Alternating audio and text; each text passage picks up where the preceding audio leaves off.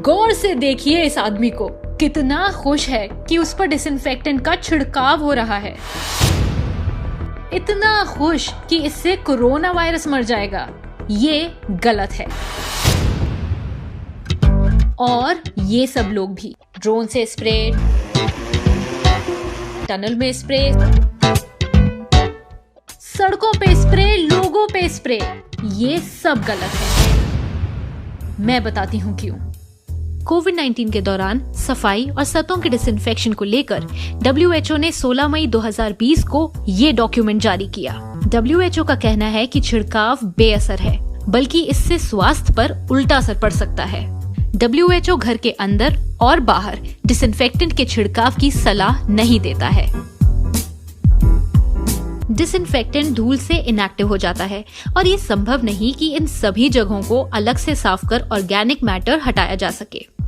और इंसानों के लिए प्लीज रुको। लोगों पर डिसइंफेक्टेंट का छिड़काव किसी भी तरह सही नहीं है। ये फिजिकल और साइकोलॉजिकल लेवल पर नुकसानदेह हो सकता है और इससे संक्रमित शख्स को संक्रमण फैलाने पर भी कोई असर नहीं पड़ेगा और इन केमिकल से आपको नुकसान पहुंच सकता है।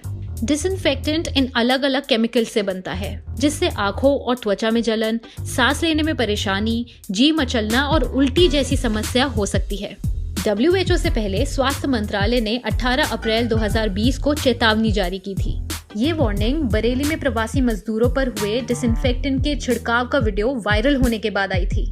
एडवाइजरी में लिखा है, किसी शख्स या ग्रुप पर केमिकल डिसइंफेक्टेंट का छिड़काव फिजिकली और साइकोलॉजिकली नुकसानदेह हो सकता है। अगर वो शख्स कोविड-19 वायरस के संपर्क में आया भी है तो भी शरीर पर डिसइंफेक्टेंट के छिड़काव से अंदर वायरस खत्म नहीं होगा।